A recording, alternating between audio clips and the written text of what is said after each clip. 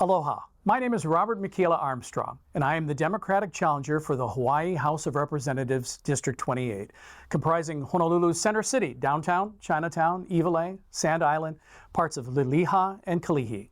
Primary day is August 13th, and for the next 4.5 minutes, I'd like to tell you a little about myself, why I'm running, and the issues I intend not only to help address, but also to finish once and for all in the next state legislature.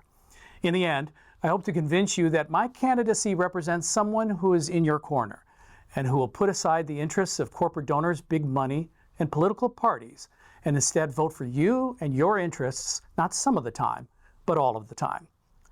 After working in television and radio journalism and a 20-year teaching career around the world, including at UH Manoa, I moved here 9 years ago after losing my family.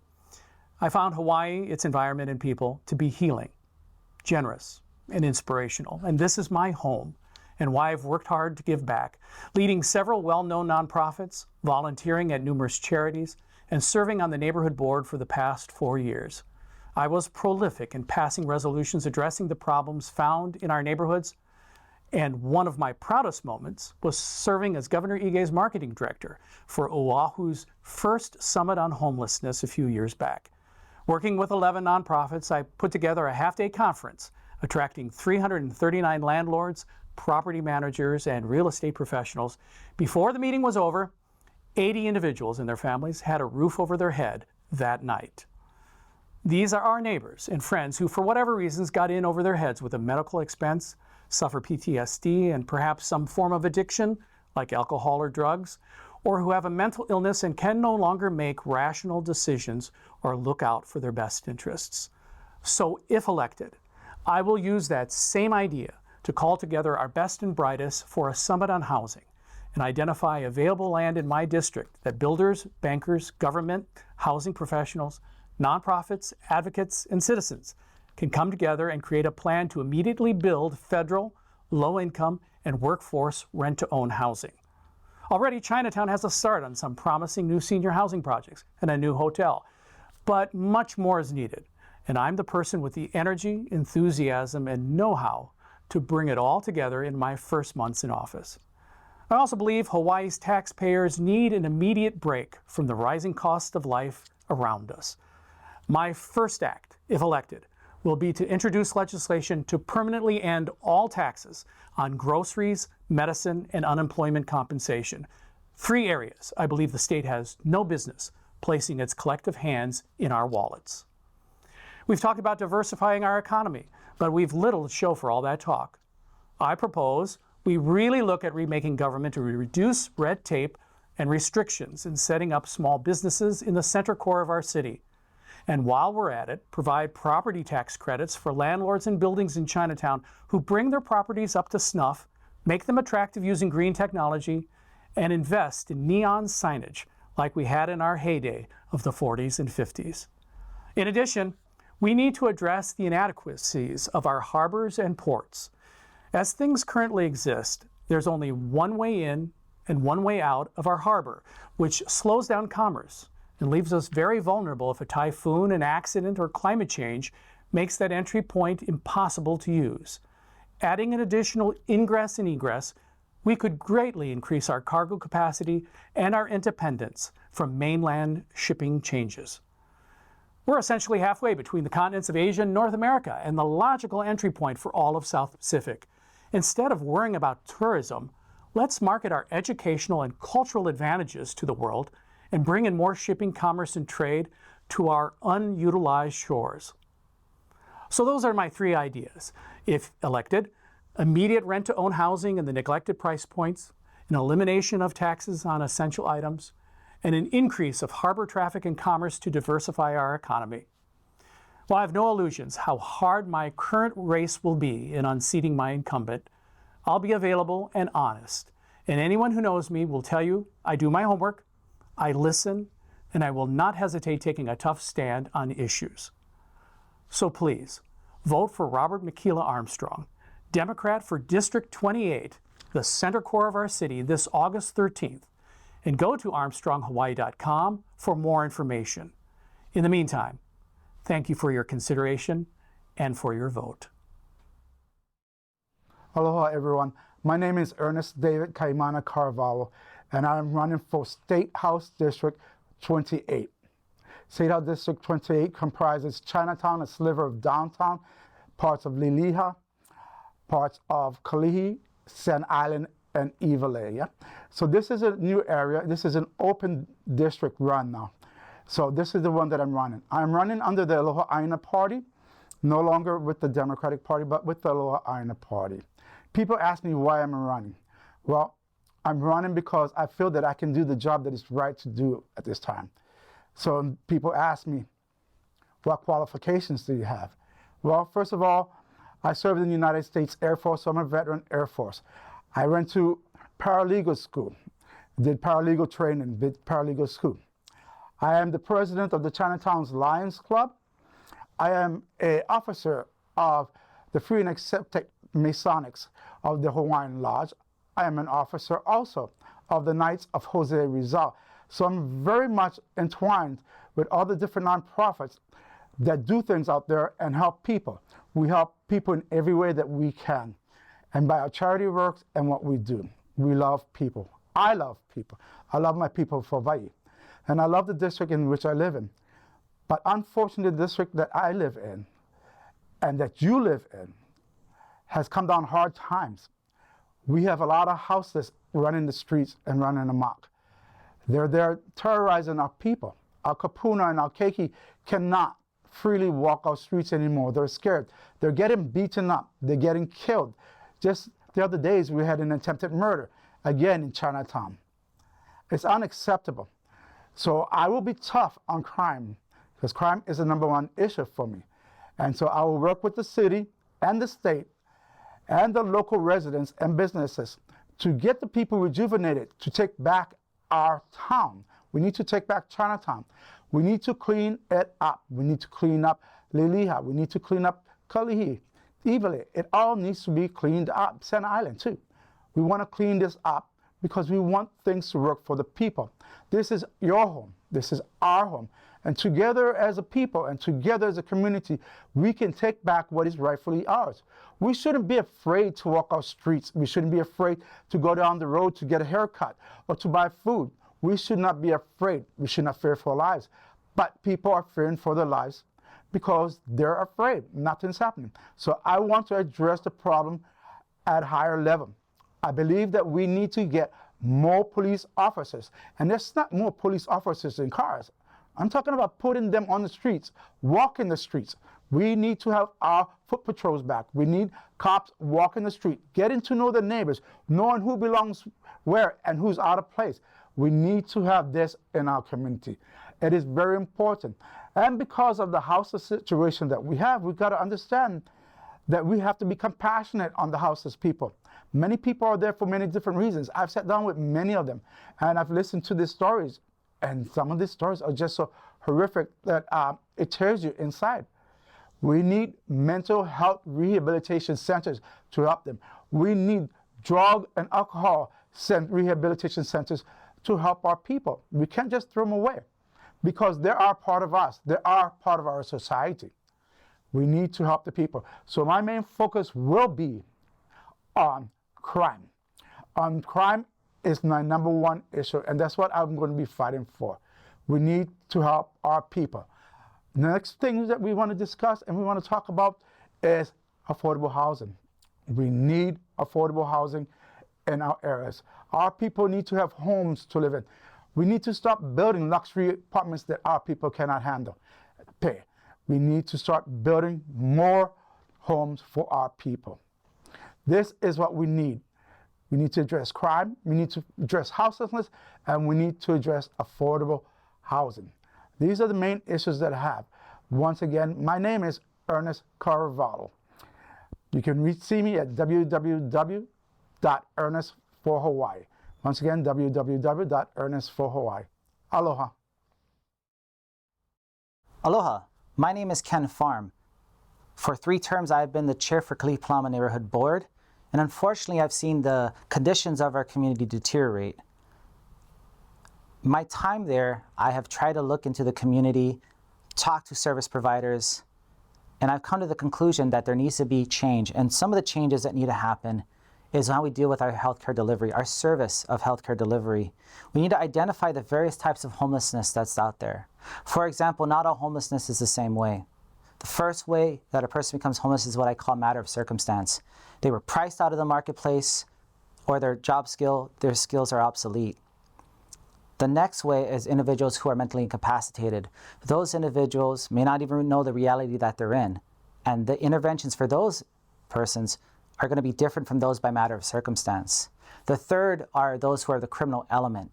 And of the criminal element, those individuals predate upon those who are of the mental capacitation. Now, why is that important? Is because it feeds their drug habits, and that needs to be addressed in the criminal justice system. The fourth are individuals who I would call stubborn, who do not want to conform to the norms of society. And that's a different way that we need to address that.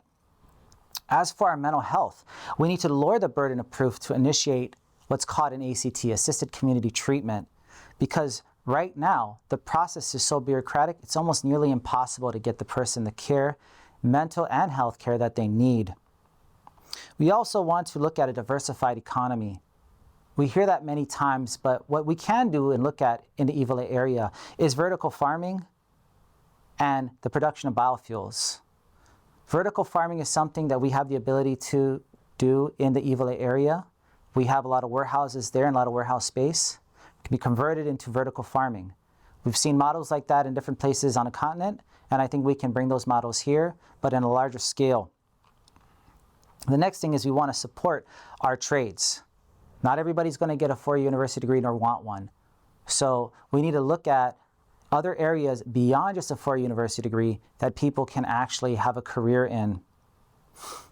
Senior concerns. For our seniors, we've seen them become victims of violence, but also identity theft. So for one of the things that I've looked at and talked to the community about is funding or increasing the funding of programs that help seniors recognize when they're about to become a victim of identity theft. Unfortunately, in some cases, there are seniors that actually know that they're being predated upon. And we need to do the best job that we can in order to prevent that. We want to also provide digital literacy funding. Digital literacy is something that we found very important during COVID. If we have our services and they're online and people don't know how to use it, then what are those services good for? So we need to educate, could be our senior population, but also the rest of the people as well. But mostly with the seniors, because there was a lot of things that were on there that seniors could qualify for, but they just did not have the digital literacy to understand. And that's something I think that the public universities and the public libraries can do to help in those things, especially the community colleges. Next we want to look at is our public transportation. It's usually a function of the county, but I think the state can play a role. And how does the state resources can come to bear in order to decrease the costs of public transportation, especially when it comes to the increase in fares. We have to be practical, but at the same time, we can start looking at more innovative ways to do that. The next thing is affordable housing. When people hear affordable housing or a new development come into their area, in some cases, they have reason to believe, and rightfully so, that this may come in here and they may unfortunately be priced out. But every time I have a development that comes in my area, the first question that I ask is, how does this benefit the current community? So I want to see more true affordable housing, community-based affordable housing, where the existing members or residents of the area could live in the new developments that are coming into play. Our police presence, I think, is very important as well. We want to look at a program where we have younger officers that are willing to live in areas that are considered low income or underserved areas so that they get a feel for what's going on over there. And it's not just something where they just go to, but have a deeper understanding in the community, where they understand the operating environment. If you are willing to look at these as something that you're interested in, if this is something that you're willing to try, I invite you to please look at my website. Website is kenfarmforhouse.org. And again, please vote for Ken Farm, House District 28. Aloha. My name is Daniel Holt, and I'm here to let you know why I am the best candidate for State House District 28 and why you should feel comfortable casting your vote for me on the primary election. For the past 3 terms, I have represented District 29 in the Hawaii State House of Representatives, which includes Kalihi, Palama, Iwilei, and Chinatown. In these 6 years, I have learned so much more about our community and have made many lasting relationships with other like-minded folks looking to improve our neighborhoods. While the work is never done, tremendous progress has been made over this short period of time, including relocating the daily feedings of River of Life and the various capital improvement projects which total over $400 million for our district alone. These projects include improvements to our schools, roads, and other very vital infrastructure that impact our daily lives. Now, after the reapportionment process, in which the district maps are redrawn for population changes, I am now a candidate for House District 28, which encompasses Chinatown, Liliha, Iwilei, and Sand Island. While the district has changed a bit, the new district includes about 70% of my old District 29, and the neighborhoods are very familiar to me as I have grown up and spent my entire life in these parts of the island. I am also fortunate to have the support of the former representative of this portion of the district, Representative Takashi Ono, who has represented the Liliha area for the past decade, and I have worked closely together since I have been in office, and I am delighted that he has given his endorsement of my campaign for House District 28. To give some background about myself, I was born and raised and a lifelong Kalihi resident. I'm a graduate of Kamehameha Schools and the University of Pacific, where I earned the bachelor's degree in business administration. I have worked a few years at Horizon Lines Shipping Company, which is now Pasha, as an equipment control operator and as an operations supervisor before beginning my career at the Hawaii State Legislature. I began working in the Hawaii State Senate in the Ways and Means Committee, and then I worked for the late Senator Gilbert Kahele as his legislative aide. Next, I joined then Senate President Donna Mercado Kim's staff as she investigated the University of Hawaii's Wonder Blunder. As Senator Kim became the Senate President, I also had the honor to work for her as a legislative director, and I then finally was Assistant Sergeant-at-Arms for the Hawaii State Senate, most recent to being elected. These experiences in various staff positions have definitely helped make my job as a legislator much easier having that previous knowledge. Now, ensuring local families can continue to enjoy their lives here, lowering the cost of living, and increasing educational opportunities for our residents are priorities for all of us who look to serve in these roles. One of the programs implemented in my time in the legislature that I am most proud of is the Hawaii Promise Program. The Hawaii Promise Program is a scholarship program that provides free in-state tuition for qualified UH community college students with financial needs. This program has been very successful, and we are looking to expand the program to include our 4-year institutions as well. We also need to ensure that our youngest are taken care of, and that is why this past session, we have included $200 million in the budget to build new preschools across the state. This issue is of utmost importance, and that is why I look forward to coming back to the House to work on legislation to implement and fund universal preschool for all our residents. These are only a few of the many issues that continue to face our state. I have been walking throughout the district and engaging with our neighbors over the past couple months to understand what issues are important to them, and I look forward to the fruitful discussions yet to be had as I continue to go door to door. Our district needs a representative with the knowledge, background, and experience to be an effective force at the legislature to ensure that our district has a voice at the table. With the primary election soon approaching, I would like to ask you to please vote for me, Daniel Holt, for State House of Representatives District 28, so I can be that voice for you. Mahalo and aloha.